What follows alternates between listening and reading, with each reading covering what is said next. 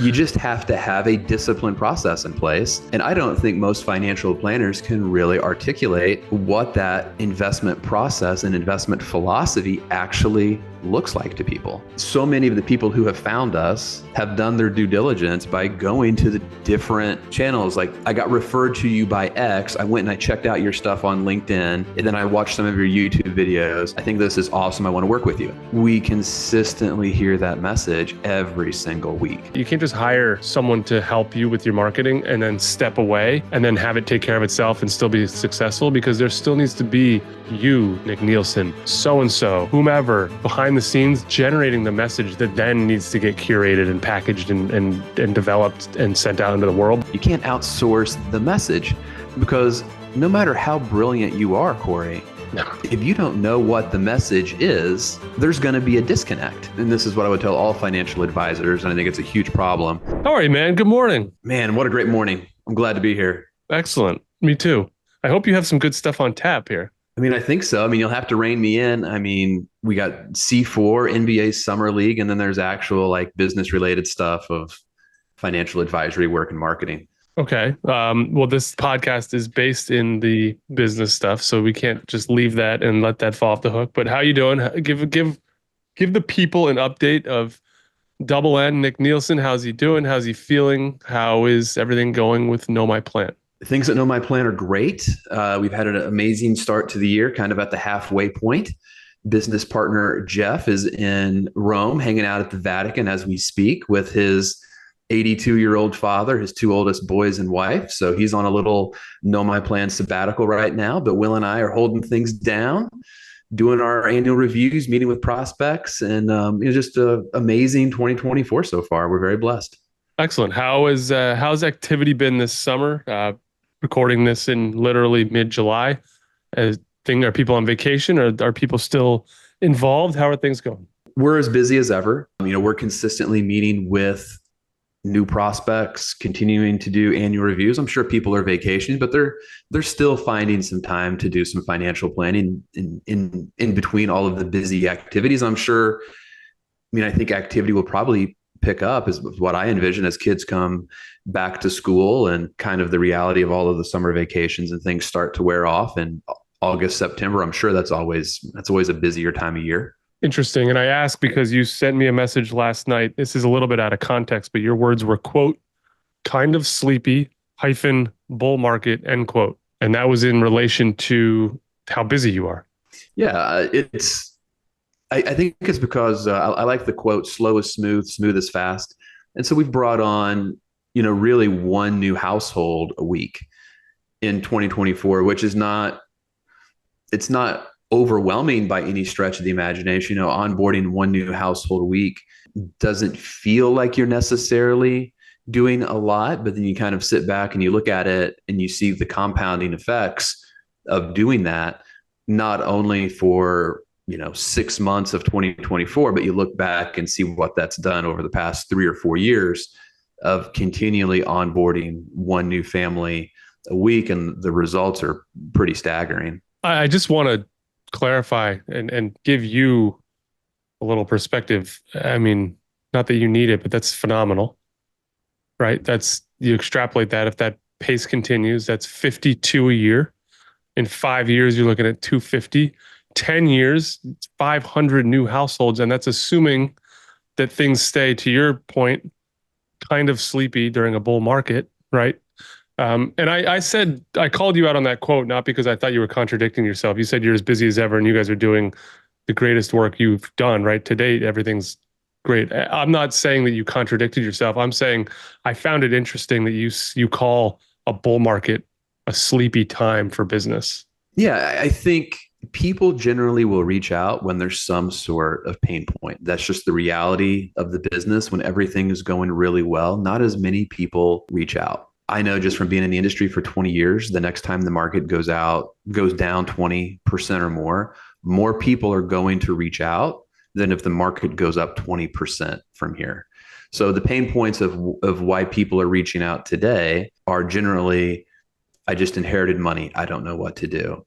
I had a big tax from AMT. I didn't know what that was. I need to make sure I never experience that again, or I'm getting ready to retire. How do I transition from accumulation to getting a paycheck for my money? So we haven't had really those kind of portfolio pain points. And that's just going to bring a whole new wave of people that are interested in meeting with us whenever that happens. And it will happen.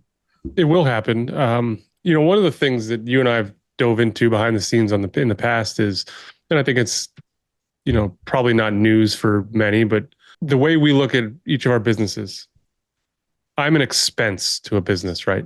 Marketing, consultation, and creative services are an expense to a business. Now, I would argue it's a long-term investment in a business, so it's not something I would look at as an expense, but when things get tight, spending money is something you review. Where I'm going with that is during a bear market, during times of volatility, when things are scary, when things aren't, you're not sure of what's next, you and many others like you in the business, in the the financial advisory world, look at it like a good time, because that's when clients, prospects are spooked. They're not sure what to do. They could use guidance, a shepherd, a guide, right? Because the DIY thing no longer works. Just throwing a dart at the board and hitting 15%, 20% doesn't work anymore. So I'd love you to expand on, do you look at a bear market as a good thing? Do you, and be honest, right? I'm dead serious. Do you actually root for bear markets, and not at the, not at the pain of your clients and prospects, obviously, but for shaking up and increasing the inflow of new business to your business and conversations, whereas I, as an expense, look at a bear market as, chick, grin, and bear it. This might get tough. What's the Warren Buffett quote? I'm going to paraphrase it, right? When it's raining gold, don't put out a thimble. So I think there's a couple of things there, right? When you experience a bear market, number one, it's healthy in the standpoint that it generally reduces a lot of the speculative stuff that happens that probably aren't good long-term investments, that if anything are more of a trade, or the reality of it is they're closer to gambling than they are to investing. So some of those things start to get eliminated, which I think naturally is a good and healthy thing. From a business perspective, it's a wonderful thing because it does bring new people in. And for our clients who are in the accumulation stage, it's the best possible thing that could ever occur, because people are at least investing in their 401k contributions going in every single, paycheck. You're buying more shares of whatever it is at reduced prices, knowing that when the market returns to its historical, trend level return, you're going to own more shares than you would have had the market continued to go up in a linear fashion. So for just creating wealth, it's the best possible thing that you could have happen if you believe in the long-term returns of the market, and if you're willing to be a disciplined investor over the next 2, 3, 4 decades. Now, that can be a little bit more trying on clients who are not in accumulation but have retired and are now needing to live off of their portfolio. And that's why it's really important to understand the investment process of the financial planning team that you're working with. And we want to make sure that our clients who are retired or near retirement have a plan in place, that we never put you in a situation where you have to sell equities into the bear market, because that's where people really get hurt, is when you start selling your equities when they're down 20, 30, 40%. Do you find that the folks you work with are pretty set up for that? Has that conversation been had enough that, and I don't know why we're even going down this bear market thing. I'm just like, do you and Jeff and Will and the folks that know my plan, have you guys set clients up and managed expectations that when that does happen, it's not something that should be a surprise? It's something that should be looked at like an opportunity? The best time to talk about a bear market is in a bull market, right? So you have to proactively have that conversation. It is a part of our normal routine, our conversation. We call it the cost of admission. Before you can be an equity investor, you have to understand the fact that the markets at some point are going to drop 15% on average every single year. And that every 5 years, on average, you're going to get that 30% or greater correction. And that is the cost of admission to get that long-term rate of return of 10% or greater. We don't believe that the markets can be consistently timed or forecast. And the only way to get the full premium return of being an equity investor is to stay fully invested at all times. Now, you can't have that conversation once and it's enough. And I'll steal from the great Nick Murray, who would say that conversation is like vitamin C. The body simply cannot store it. And so you continually have to have that conversation and you have to remind people of that. And that's why those people who are near or in retirement, you explain this is why we have these funds over here in our short-term investment grade, safer stuff. It is our break glass in case of emergency money. When, not if, the market drops, we're not going to sell our stocks in panic, right? We're going to go to our break glass in case of emergency money until the markets recover.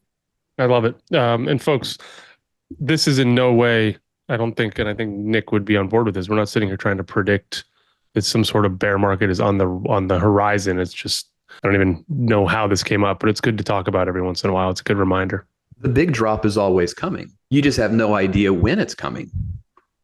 And that goes back to some of those core beliefs that can't be forecast. It can't be timed. If it could, we'd be on our own private island right now, or maybe we'd be the owners of the Philadelphia 76ers instead of just, enjoying it from afar. You just have to have a disciplined process in place.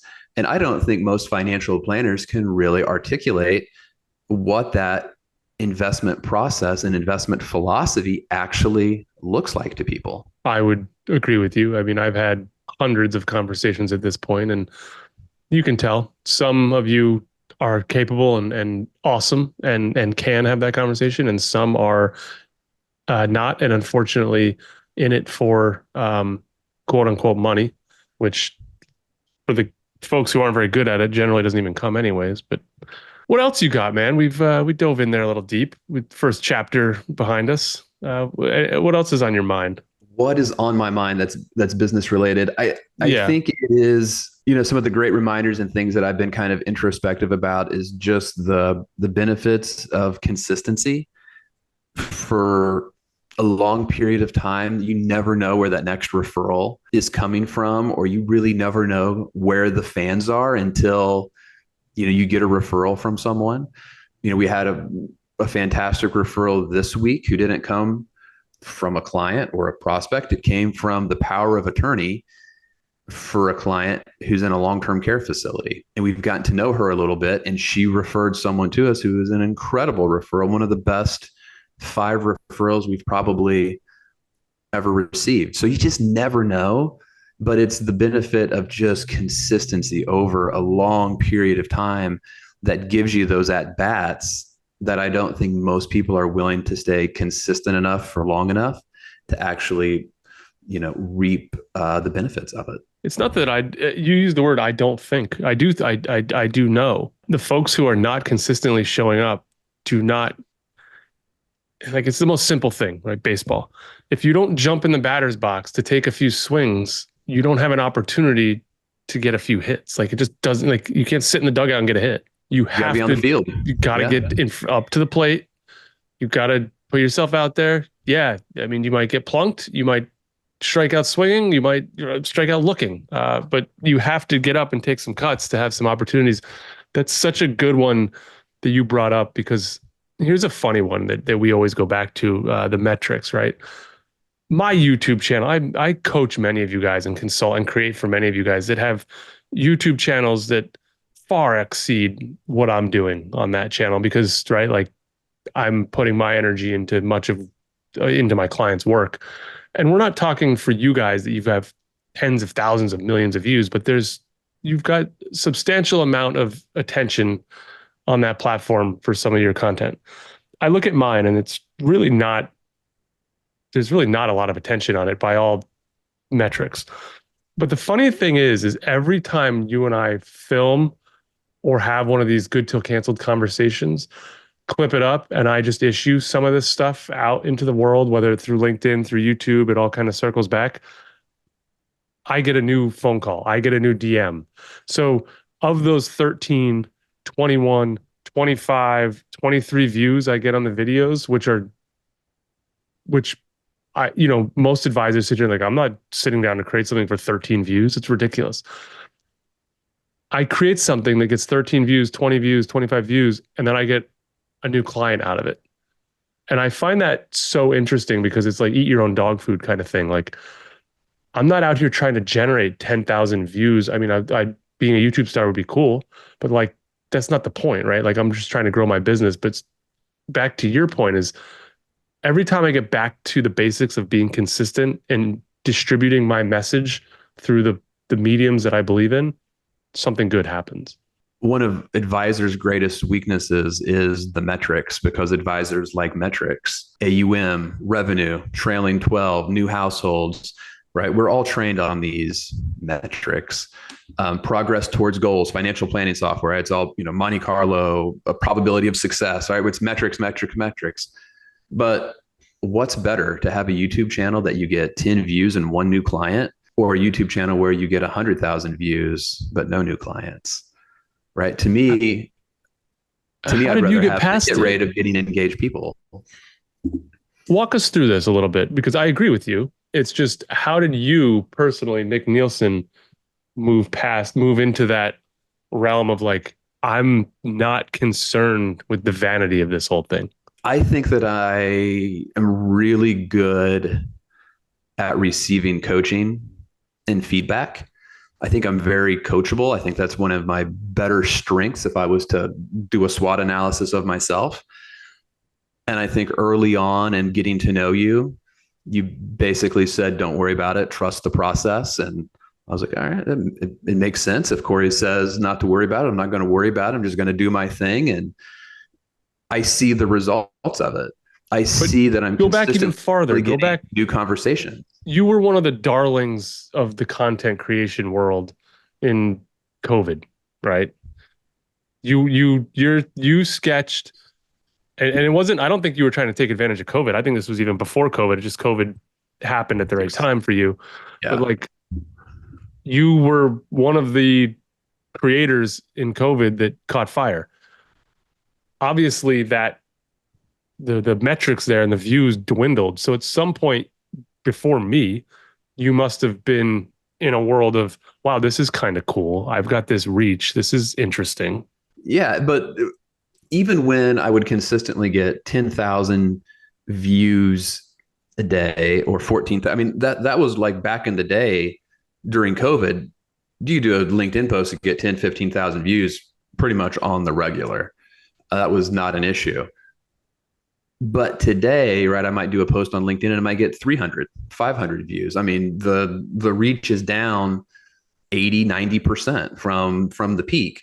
But I'm having better conversations today than I was during COVID. The clients who I am speaking to are more qualified today than they were during COVID. And better is just better, and that's kind of the metric that I'm more interested in is, how many people are reaching out for help? What do those people look like? Are they becoming clients? Are they people that I want to work with? And everything today with worse metrics is better than it was in COVID with traditionally greater metrics. So I'm more focused on the conversations, the people that are reaching out. That's what matters to me. And I think you had a great post, one of my favorite ones that I've ever seen you do. I think it was yesterday. Flashy, well-designed, and produced content's obviously fun, but better than sitting on the sidelines trying to figure out how you can create at that level. You don't have to overcomplicate it. If you can simply begin consistently sharing on the platforms and mediums that your ideal clients frequent, you'll be surprised at the results. And I think so many people got, I don't know if brainwashed is the right word, but people saw what Keith Wilson was doing and people saw what Mike McKelvey was doing. And that was so overwhelming to people that they couldn't even begin, because Keith was basically reproducing the movie Pulp Fiction and putting himself in it. And people are like, oh my goodness, I can't be the next Quentin Tarantino. How can I ever create a short film that can compete with Keith?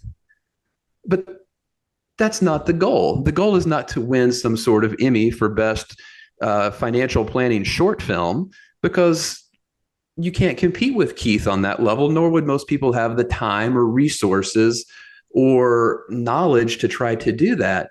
You just want to turn on your phone or your camera, however you do it, and try to get your truth into the world and let your vibe attract your tribe. But I think they were so good, it scared so many people to start. What's interesting there is their level of editing is beyond, right? They have a skill at that. They're on the production level. They could, flirt with the idea of editing professional content. Um, I think the point that needs to also be made here is, did that equate to business? We don't know. Because to your point, it may have been so cool and fun that it could win an award, but does the award pay the bills? Maybe, maybe not. I think a lot about,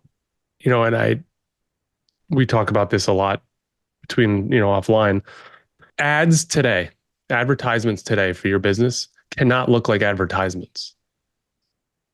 And that is one thing that I believe in the most, because I believe as consumers, we only build a greater filter to filter the noise every hour, every day that passes. And we've never had, we have the strongest filters we've ever had as human beings right now, today, July 18th, 2024, than in the history of mankind. And we can filter out advertisements so quickly. So I guess where I'm going with this is, if you want someone's attention, it has to be something that's consumable and not getting caught by that filter. So to your point, when you think about what those people did early on, the brainwashing, that's a fascinating, and I love hearing you go back in time and talk about that a little bit, because some of that gets lost where we are at today. It's been 4.5 years since we saw some of those things that did kind of set a bar that folks just cannot reach. It crushed people.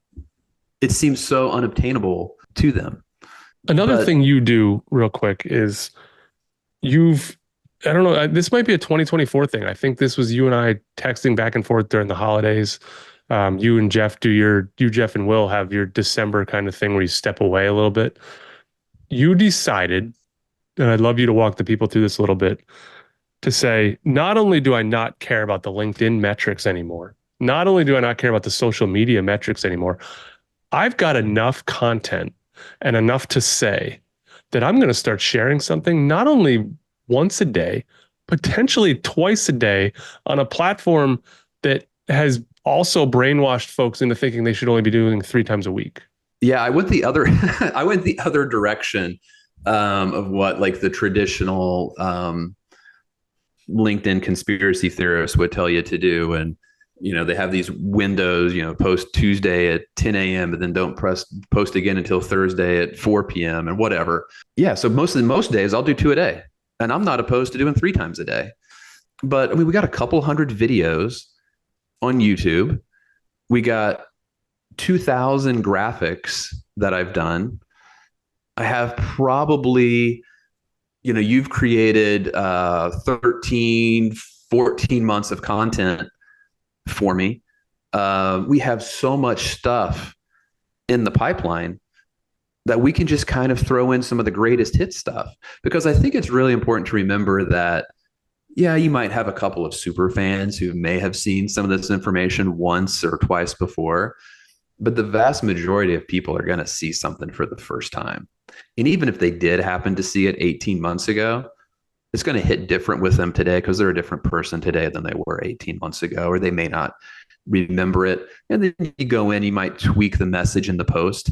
But yeah, I don't care about the metrics, but I have enough content that I think is worthwhile to share. I'm just going to share it, and I'm going to let the message take care of itself. I think if you have a good message to share, the right people are going to find it at the right time. Be honest. What do the folks say to you that come in to Know My Plan looking for help, or current clients? Do you get any affirmation from them that they're seeing what you're doing and that it kind of reaffirms this is right for us? Yeah, I'm so overwhelmed at the positive confirmation that we're on the right track. people talking about how on Saturday mornings, husband and wife sit down together with a cup of coffee, waiting for the dollars and diagram email to roll in as they read the newsletter together and they talk about it while they have their cup of coffee, or the family that travels to Florida, who heaven forbid to decide to binge watch all of Good Till Cancelled, from Charlotte to Florida. So many of the people who have found us have done their due diligence by going to the different channels. Like, hey, I got referred to you by X. I went and I checked out your stuff on LinkedIn, and then I watched some of your YouTube videos. I think this is awesome. I want to work with you.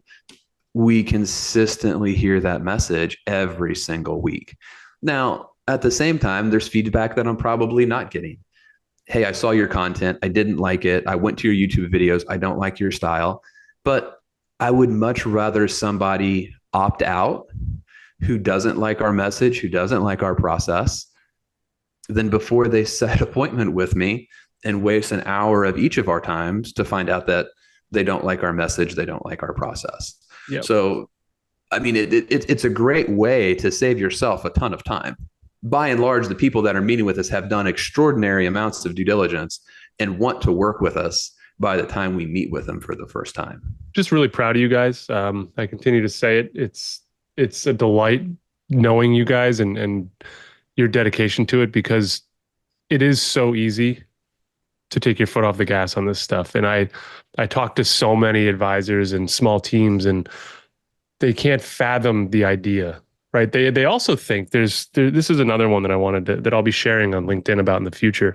Some of my best clients are still putting in the same amount of marketing work that they were before they hired me, which I find fascinating, because you can't just hire, right? You can't just hire someone to help you with your marketing and then step away and then have it take care of itself and still be successful, because there still needs to be you, Nick Nielsen, so-and-so, whomever, behind the scenes generating the message that then needs to get curated and packaged and developed and sent out into the world. But there's still that raw at the end of the day that needs to be created. And for you and a handful of others that I'm working with, I think about how many hours you guys probably put in a week into your marketing on your own, even though you're still paying for a service to help you with it. It's almost like it's the steroids on top of working out, really. Number one, and this is what I would tell all financial advisors, and I think it's a huge problem, is it's okay to hire marketing help. Just like I've hired you.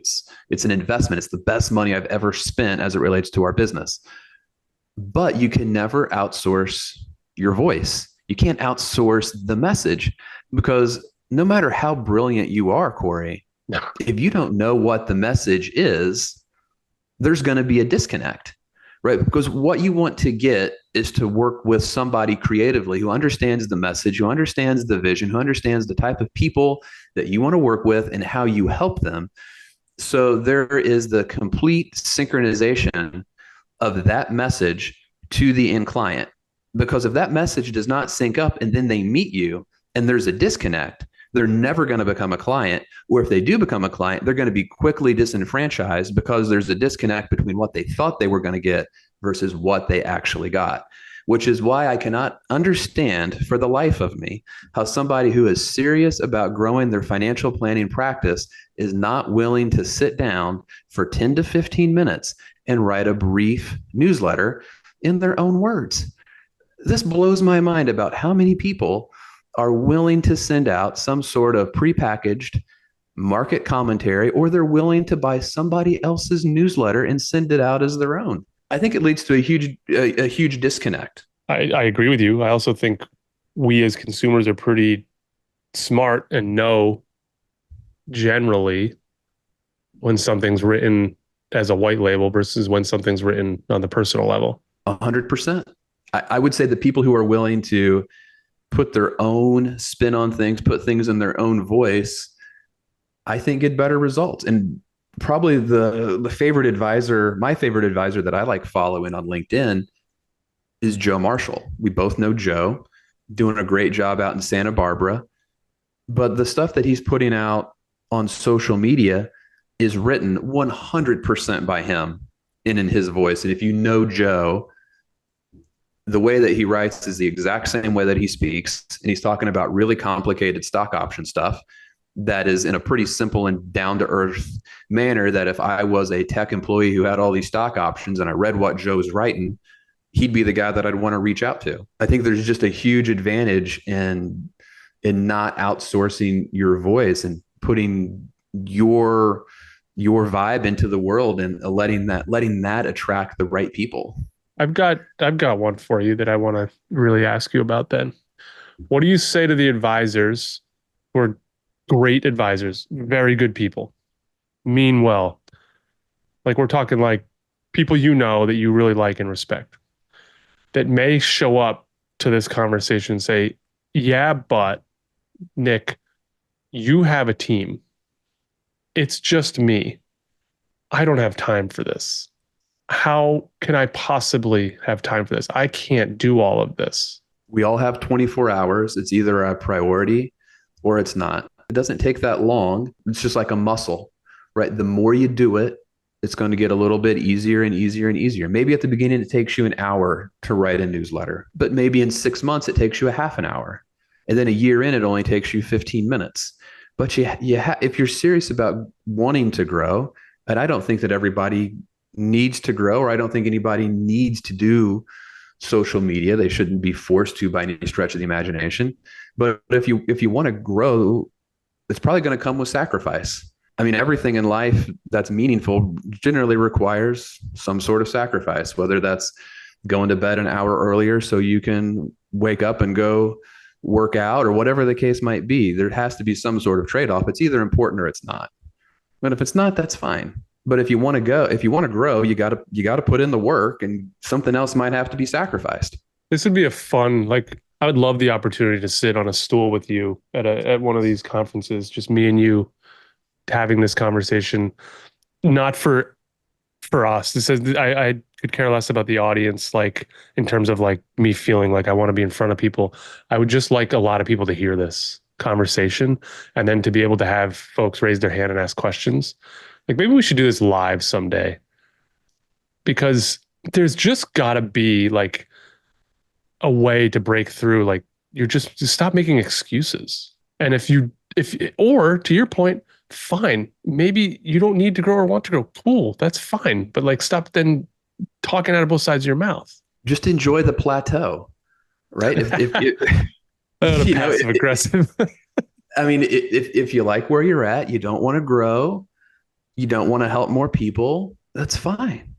But don't complain about not being able to grow. Generally to break through plateaus, you got to do something different. I generally find in working with advisors and having to do this at the bank, of trying to figure out why doesn't the $400,000 grow to the $600,000 advisor, and why doesn't the $600,000 advisor become the $1 million advisor? There's some plateaus that you generally have to break through.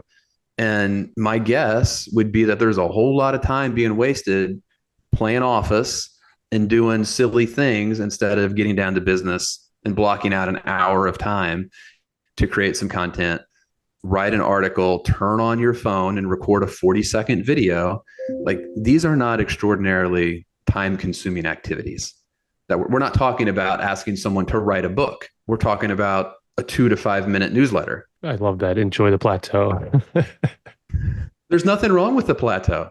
I mean, I grew up in Indiana. It's very flat ground. There's nothing wrong with just flat. It's okay. But you don't get to complain about not growing. I could be fat for the rest of my life and have 30% body fat, or I could get to bed a little bit earlier. I could drink water instead of Fresca, and I could start working out and making healthier decisions. It's just that simple. We've got an edgy one this morning, and I love it. I appreciate it. He's on fire. I'm all hopped up on C4, Corey. What do you see the next 3, 6, 12, 18 months?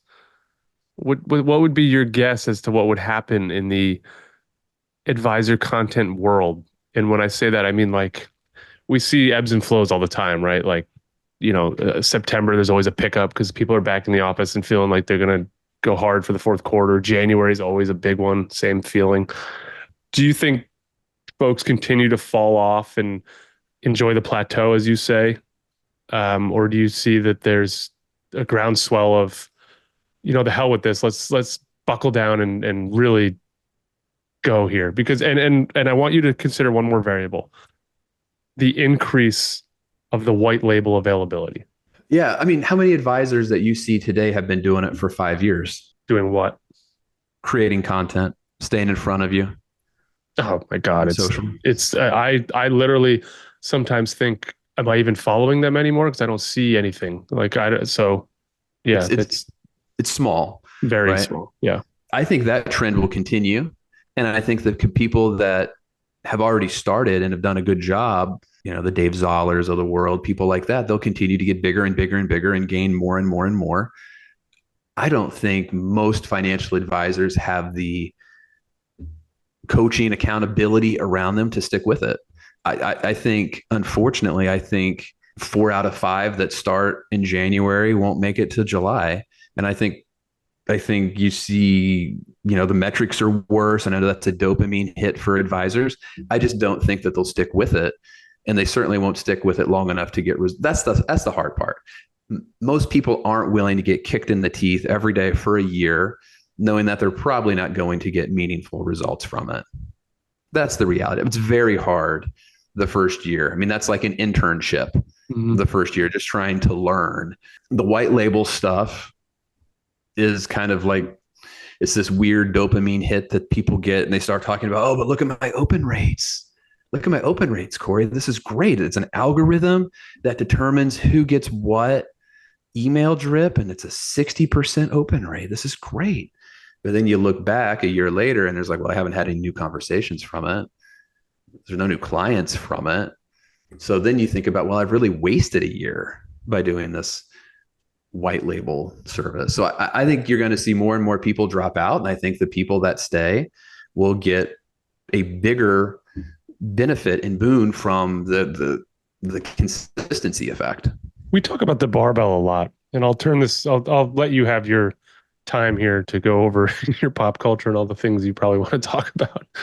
But we talk about the barbell a lot. And the one side, the left side of the barbell, is the folks who are advisors who are struggling to get to scale. They're struggling to get to a plateau, if you will, right? Like they're trying to get to the point where they can live a comfortable lifestyle with their business. And then there's the handle of the barbell, where the folks have plateaued, but they've got enough business that they can sustain and continue to live the life they want to live and service the clients properly in perpetuity, right? That handle goes forever. And then there's the right side of the barbell, which are the folks who are looking just to continuously grow their business, help more families, do more, and to have that up into the right trend. Which section of the barbell, in your opinion, is the largest? And will we see a change movement in that at all over time? So I think the largest, unfortunately, is the people on the far left that are just trying to get to that point. And maybe that was something that I was sheltered from being at the bank, because you just didn't really see that in the bank channel. It was very rare to see people, honestly, that were under, $400,000 producers, which I would say is kind of like a minimum threshold of like a self-sustaining business. Because those people generally kind of like got coached out of the business. At least they got coached out of the bank. They were kind of a liability for the bank to have. So I think that's a big percentage. I think there's a very small percentage on that right, like the J hook up into the right deal, but that's where all of the assets are, right? It's a very, very small percentage of people as a percentage that control the bulk of the AUM in the country. Good friend Alana Phillips, who you and I both know, she had a really interesting post the other day talking about like bank and wirehouse advisors and some of the things that you miss about it. The number one thing I miss about being in the bank channel was the daily reports that came out. I love those daily leaderboard reports, and that's probably just a little bit of my own craziness that I didn't like being like number 13 out of 200 on something, right? And they would be, whether it was number of financial plans done or assets under management or revenue or life insurance revenue, whatever it might be, there was these daily leaderboards that came out. And that was always like extraordinarily motivational to me. So I'd say like that's the number one thing that I miss because I'm a little bit of a psychopath like that really like motivated me. And I'd print that out and tape it to my computer and look at it all day and just start making calls and try to meet with more people. You really don't have that in the independent space. Like there's really nothing slapping you in the face every day with where you're at compared to your peers. So you have to have that sort of self drive to help more people. That's a great segue here, and I'm gonna make you a little bit uncomfortable. But we operate our own independent businesses, you and I, and many others. But you've become, and no one likes, personalities like ours generally. You don't like hearing compliments, but you have become the voice of successful independence. Your name comes up a lot. Know My Plan comes up a lot amongst your contemporaries of almost like not, word for word, like I wish I was doing what they were doing, but like, how are they doing it? How can they continue to do what they're doing? Man, we would just love to get to the level that they're at. People come to you all the time for advice.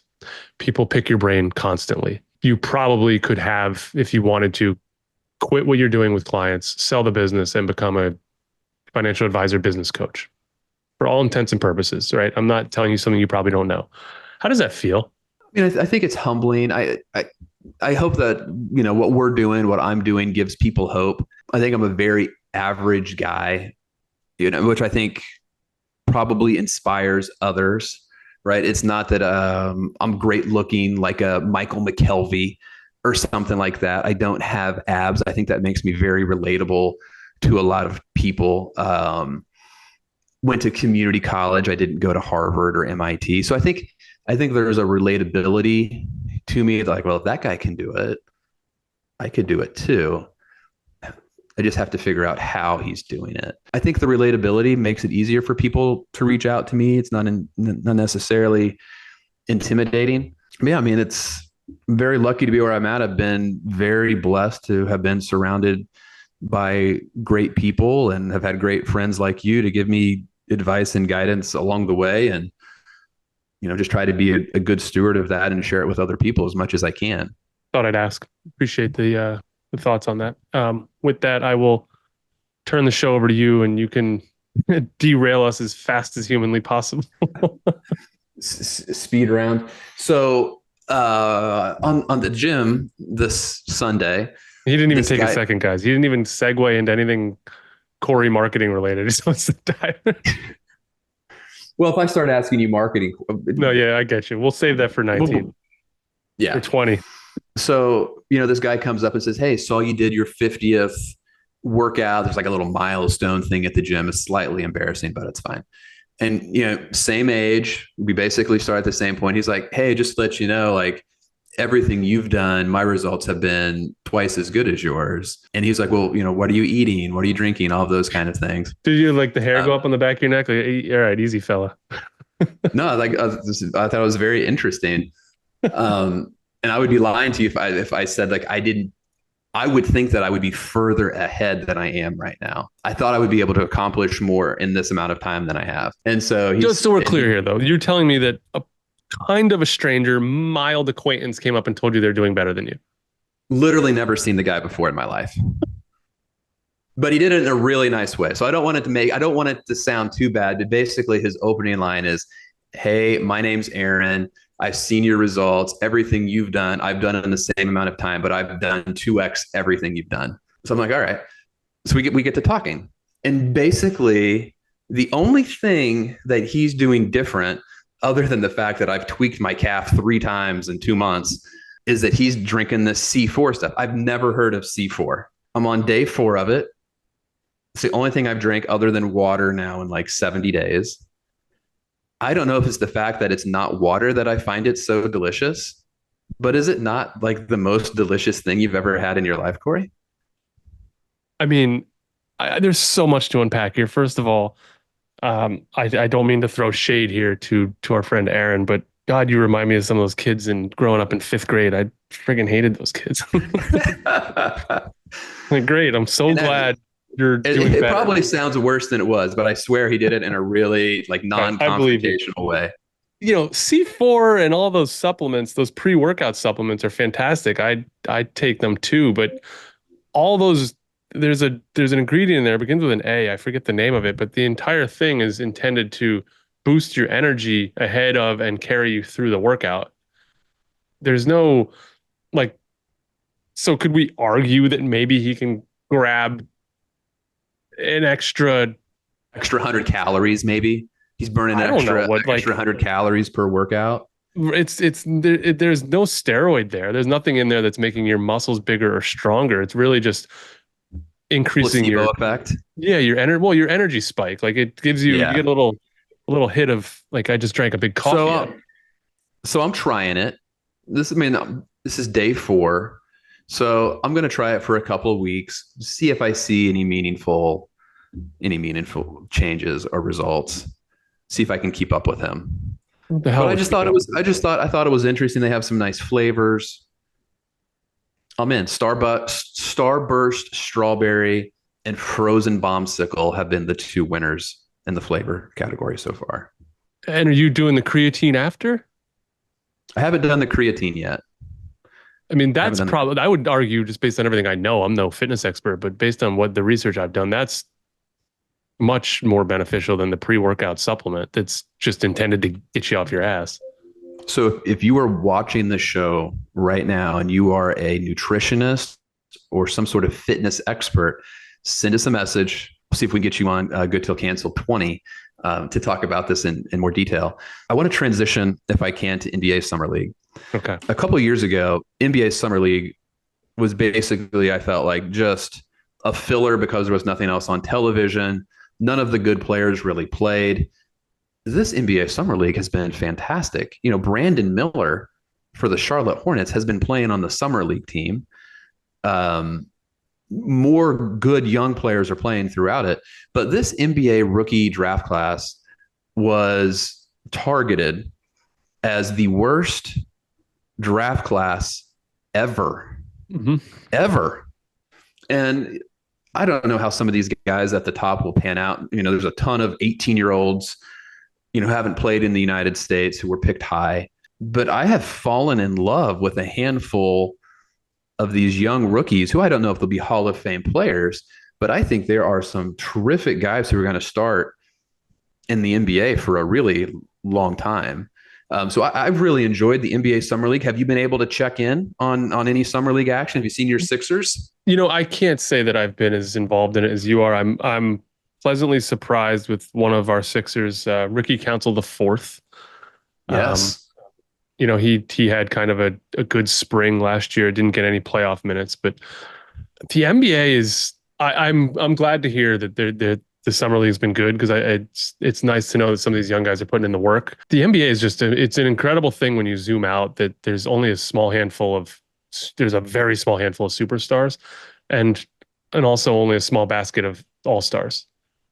And then the rest is like Rotational players. right, but like they're the best in the world, but they're not doing anything. So it's fascinating. I always love getting your perspective on the basketball thing because the guys who turn into the greatest are never the ones you think about.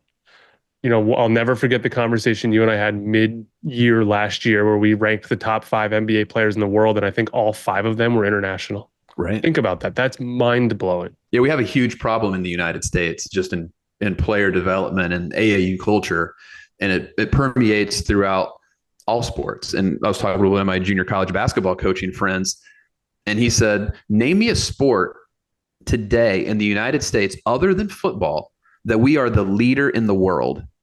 And the answer is probably only pickleball. We're not the best at developing players in baseball, basketball, soccer, tennis, boxing. The list goes on and on. It's really incredible to think about. Yet we continue to put our kids in these AAU type programs over and over and over. and there is no focus on development. It's only about games, games, games. And guys, I'm here to tell you, you're not getting better by playing games. You got to get in there and do the work and practice. And if you don't believe so, look what the Europeans are doing in basketball. They're completely changing how the NBA is played. It's the Latin Americans in baseball. It's yeah. I talked to a good friend. He's a personal trainer, physical trainer, and spent many years working with D3 colleges in the Philadelphia area. And he was basically echoing what you said. He's like, it is a rush to compete with our kids. And we've gotten completely away, actually almost like zero, to where when you and I grew up, and many folks listening to this, you friggin' hated Tuesdays and Thursdays. Hated Tuesday, Wednesday, Thursdays. Boring, shagging fly balls. Getting in with the just, I had to field grounders at shortstop all day long. Oh my God, it was the worst. But come game day, you know that ball's coming to you off the right-handed batter, and glove down, hand up, get it, throw to first, out. Right? Like, it paid off. It's a real problem. They don't practice at all, dude. Yeah. And kids don't practice on their own. And some of the listeners know I'm very involved in the junior college basketball world. And I was trying to help this young man, 6'6", 220, trying to help him get a college scholarship. And I said, whatever you do, I was like, you got to be in shape come July 11, 12. You got 2 days to prove to the world that you're good enough to play junior college basketball. I was like, all you need to focus on is you have to be able to sprint the court. You have to play defense. And when the ball goes up, you better box out. Like, you do those 3 things, you're going to have more scholarship opportunities and you'll know what to do with. Well, got to the event. He wasn't in shape, never sprinted up the court once. And half the time he never made it past half court. Why is that? Kids don't know how to practice alone. They don't know how to practice. They don't know how to prepare themselves for the big event, because you might only get 1 or 2 meaningful shots to prove to the world that you're good enough to play college or you're good enough to play professional. But you have to be able to put in the work, and you have to know how to get your body right for the moment. And we have done such a poor job of preparing kids to be ready to actually compete when it does matter. Great Tiki Barber ran with this quote that I think about all the time. Opportunities are seldom perfect, but I've learned if you're not ready for them, they may not come again. Have we as a society, are we just fat, drunk, and happy? Oh, absolutely. Like Roman Empire. Absolutely. I tell my kids every day, right? You don't have to get ready if you stay ready. But yeah, fat, drunk, and happy, I think, completely describes, like, there's no pain anymore today. No pain. Comforts everywhere. Like, everything's comfortable. I'm not going to go like all boomer here on you, but like, when we went to the store growing up, it wasn't Target for one. It was like, I don't even know what the hell, Ben Franklin, or the hell it's called. Like, I didn't expect to get a toy. I knew I was coming out of there with nothing. I was there with my mom to pick up material. I don't know what the hell we were there for, but I wasn't coming out of the store with anything. Kids today, I think, expect to come out of the store with something, and they do. Yeah, it's the entitlement generation, right? We have a hard time telling our kids no. I was trying to get the kids outside to do some stuff the other day. I was like, hey, let's go throw the ball around. Let's go play pickleball, in the driveway. I'm like, it's too hot. I don't want to sweat.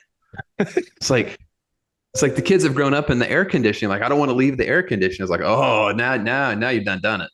Now you've done it. Now we're going to have to be running sprints up the driveway. 1991, there was no central air. It was garden hose, probably full of chemicals.